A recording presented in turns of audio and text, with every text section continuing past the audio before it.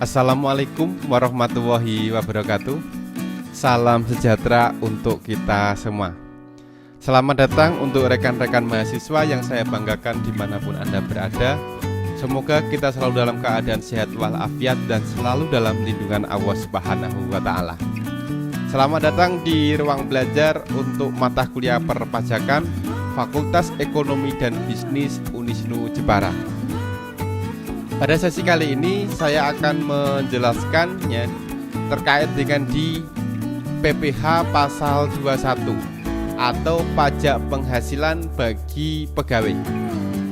Jadi seperti apa sih untuk di PPh pasal 21? Jadi gambaran atau capaian pembelajaran yang ingin kita capai pada sesi kali ini yaitu Anda dapat memahami konsep dari pajak penghasilan untuk wajib pajak orang pribadi yaitu PPh pasal 21 pegawai tetap. Dimana untuk di sub pokok bahasanya adalah ada dua. Yang pertama adalah terkait dengan di deskripsi atau konsep dari PPh pasal 21. Yang kedua adalah cara menghitung untuk PPh pasal 21 bagi pegawai tetap. Bagi pegawai tetap yang mendapatkan penghasilan teratur maupun tidak teratur.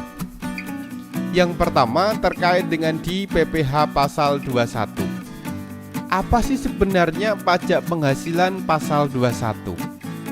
Jadi pajak penghasilan pasal 21 merupakan pajak penghasilan yang dikenakan atas penghasilan sehubungan dengan pekerjaan atau jasa kegiatan yang diterima oleh wajib pajak orang pribadi sebagai wajib pajak dalam negeri.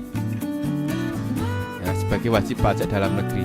Ini adalah pengertian dari PPh pasal 21. Maka dalam mempelajari PPh pasal 21 itu ada 3 hal yang perlu kita pahami. Yang pertama adalah pihak yang sebagai pemotong, yang kedua adalah pihak yang dipotong, dan yang ketiga adalah penghasilan yang dipotong PPh pasal 21. Jadi pihak sebagai pemotong untuk PPh pasal 21 itu sendiri adalah pihak sebagai pemotong PPh pasal 21 adalah pemberi kerja atau pihak pemberi jasa.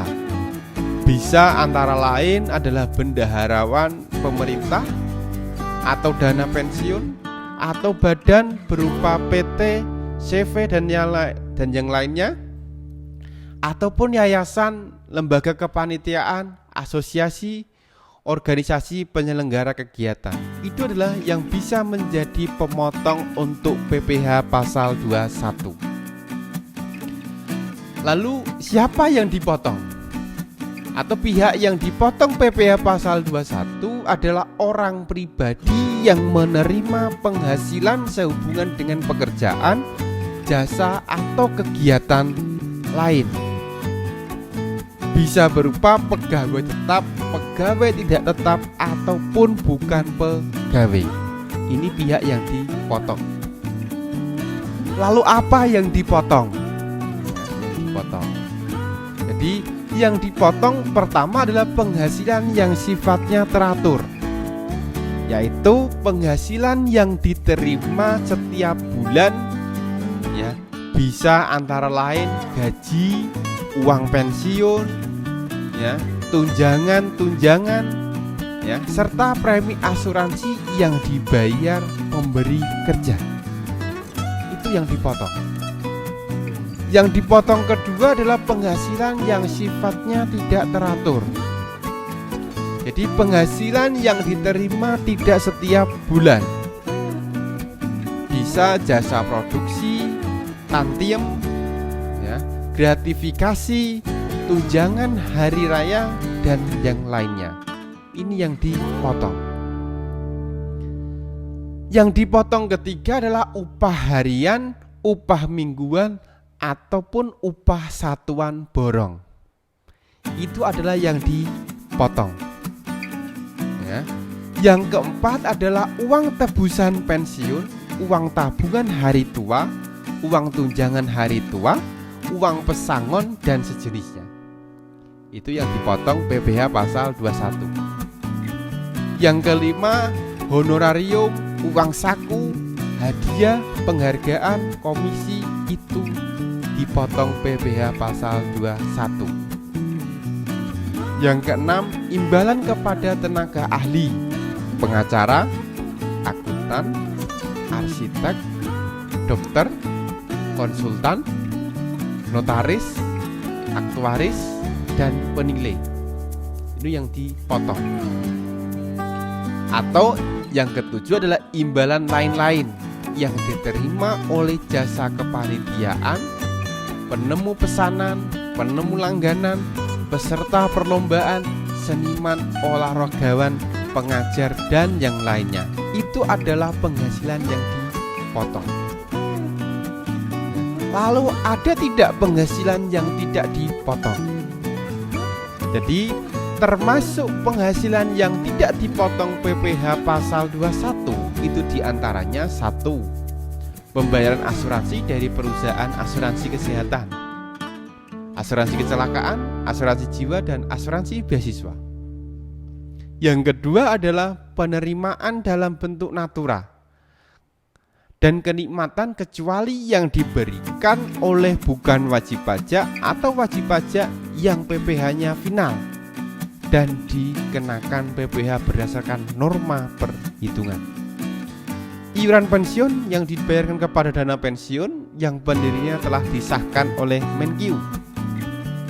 Kenikmatan berupa pajak yang ditanggung pemberi kerja, ini tidak termasuk dipotong. Zakat yang diterima oleh orang pribadi yang berhak dan badan atau lembaga amil zakat yang dibentuk atau disahkan oleh pemerintah. Itu di PPh pasal 21. Lalu berapa tarifnya untuk di PPh pasal 21?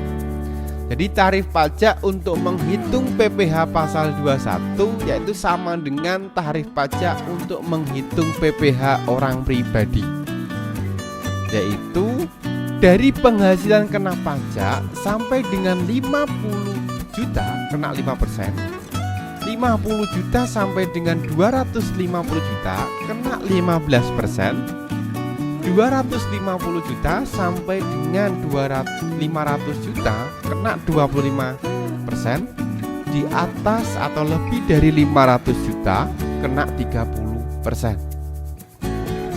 Jadi tarif PPh pasal 21 ini terhadap wajib pajak yang tidak memiliki NPWP, ya, itu adalah tadi tarif pajak untuk yang memiliki NPWP. Tapi bagi wajib pajak yang tidak memiliki NPWP, tarifnya lebih tinggi 20% dari tarif tersebut, atau 120% dikalikan dengan tarif pajak. Misal, penghasilan kena pajak Isa Maulana yaitu 1 juta, mempunyai NPWP, maka dia PPh pasal 21-nya yaitu 5% dikalikan 1 juta, yaitu 50.000. Apabila Isa Maulana tidak memiliki NPWP, maka PPh pasal 21-nya yaitu 50.000 ditambah dengan 20% kali 50.000, maka jatuhnya 60.000. Atau bisa dihitung 5% dikalikan 120% dikalikan 1 juta, yaitu 60.000. Maka tarifnya akan lebih tinggi, ya, untuk yang tidak memiliki NPWP. Lalu bagaimana untuk cara menghitung dari PPh pasal 21 itu sendiri? Jadi cara untuk menghitung PPh pasal 21 itu yang secara garis besar, yang pertama adalah menghitung PPh pasal 21 untuk pegawai tetap, pegawai tidak tetap, dan bukan pegawai atau penerimaan lainnya.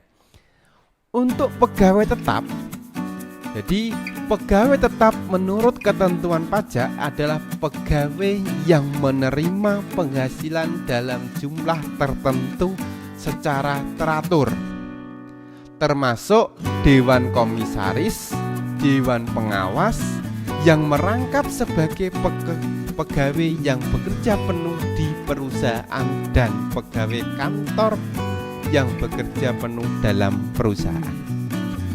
Ini adalah pegawai tetap menurut ketentuan perpajakan.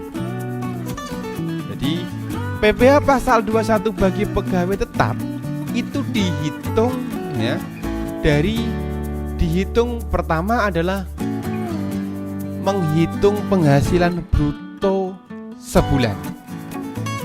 Penghasilan bruto itu bisa terdiri dari gaji pokok, tunjangan dan lain-lainnya, ditambah dengan premi asuransi. Jadi setelah dihitung penghasilan neto sebulan, jadi dari penghasilan bruto sebulan, jadi kemudian dikurangi biaya jabatan, yaitu sebesar 5% dari penghasilan bruto. Jadi biaya jabatan sebesar 5% dari penghasilan bruto, tapi maksimal adalah 500.000 satu bulan. Jadi biaya jabatan itu adalah 5% dari penghasilan bruto, tapi maksimalnya adalah 500.000 satu bulan. Iuran pensiun dan iuran tunjangan hari tua. Setelah menghitung penghasilan neto, kemudian dihitung penghasilan neto setahun. Dari penghasilan neto sebulan dikalikan dengan 12 bulan, maka ketemu penghasilan neto setahun. Setelah ketemu penghasilan neto setahun, maka dilanjut untuk menghitung penghasilan kena pajak atau PKP. PKP di sini yaitu dari penghasilan neto setahun dikurangi dengan PTKP, penghasilan tidak kena pajak. Di materi sebelumnya saya sudah menyampaikan untuk masing-masing penghasilan tidak kena pajak untuk wajib pajak orang pribadi. Ada berbagai macam. Setelah kita menghitung PKP-nya, kemudian dihitung PPh pasal 21 setahun. Dari penghasilan kena pajak ya, atau PKP dikalikan dengan tarif pajaknya. Ya. Setelah dihitung PPh pasal 21 setahun, kemudian dihitung PPh pasal 21 sebulan. Dari PPh pasal 21 setahun pada perhitungan sebelumnya dibagi dengan 12 ya, dibagi dengan 12 itu maka ketemu untuk PPh pasal 21 setahun. Maka secara ya singkat, gambaran tata cara untuk penghitungan PPh pasal 21 adalah menghitung PPh atau pertama adalah menghitung penghasilan bruto, kemudian dikurangi dengan biaya jabatan. Biaya jabatan itu sebesar 5% ya. Kemudian sebesar 5% dari penghasilan bruto. Ingat, dari penghasilan bruto. Maksimal ada 500.000 per bulan. Kemudian dikurangi dengan iuran dana pensiun, JHT, THT yang dibayar sendiri, maka ketemulah penghasilan neto. Setelah ketemu penghasilan neto, kemudian dikurangi dengan PTKP. Ya, PTKP di sini adalah penghasilan tidak kena pajak. Ya, kemudian setelah PTKP, ya, maka diperolehlah penghasilan kena pajak.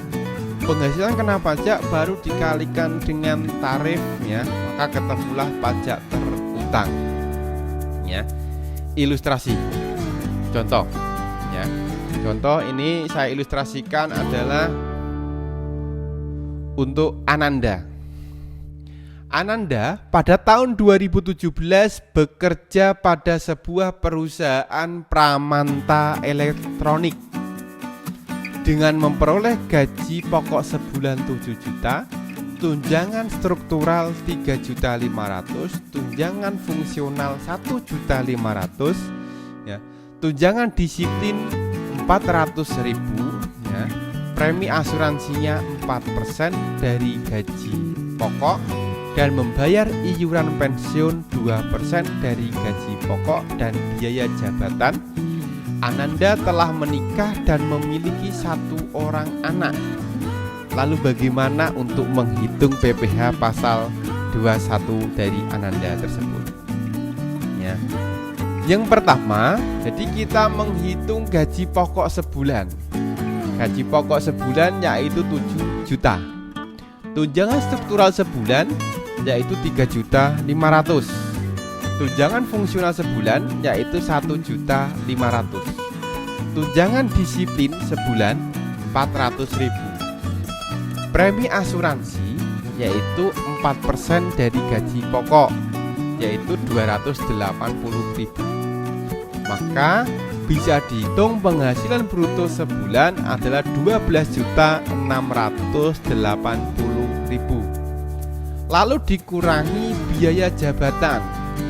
Biaya jabatan ini adalah 5% dikalikan dengan penghasilan bruto. 5% dikalikan 12.200.680.000. Ini lebih dari 500.000. Ingat, ketentuannya adalah maksimal 500.000. Maka biaya jabatan kita tulis 500.000. Iuran pensiun 2% dari gaji pokok yaitu 140.000.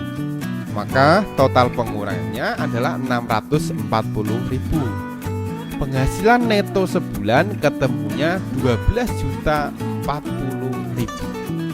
Penghasilan neto setahun yaitu 12 dikalikan 12.040.000 ketemunya adalah 144.480.000 rupiah.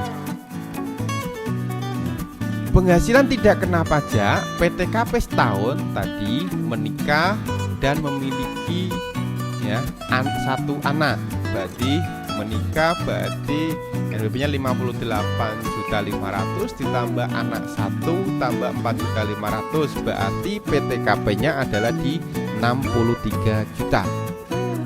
Maka penghasilan kena pajaknya adalah penghasilan neto setahun 144.480.000 dikurangi dengan PTKP 63 juta. Maka penghasilan kena pajaknya adalah di 81.480.000. Dari penghasilan kena pajak kemudian kita kalikan dengan tarif 81 juta, ya, 480.000. 50 juta kena 5%. 5% dikalikan 50 juta yaitu 2.500.000 untuk PPh setahunnya. Kemudian, ya, di atas 50 juta, ya, yaitu 31.480.000 kena 15%. Maka dikalikan 15% dikalikan dengan 31.480.000 ketemunya 4.722.000 rupiah. PPh pasal 21 terutang setahun berarti jumlahnya 7.222.000. Maka kalau kita hitung sebulannya berapa PPh pasal 21 sebulan, ya, yaitu di 601.833.000. Dari kondisi di atas dengan penghasilan bruto yaitu 12.680.000, ya. Kemudian kondisi dari wajib pajak telah menikah dan memiliki anak 1, maka pajak yang harus dibayar atau dipotong setiap bulannya adalah di 601.833 rupiah.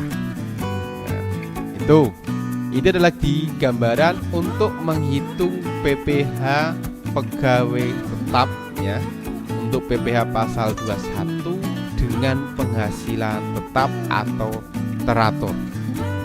Ya, demikian ya untuk informasi penjelasan singkat terkait dengan di PPh pasal 21 ya. PPh pasal 21 untuk pegawai tetap yang menerima penghasilan secara teratur ya. Jadi untuk selanjutnya coba Anda kerjakan untuk latihan ya yang ada pada aktivitas ya, di media pembelajaran kita, yaitu di Learning Management System LMS ya. Saya akhiri ya. Wassalamualaikum warahmatullahi wabarakatuh.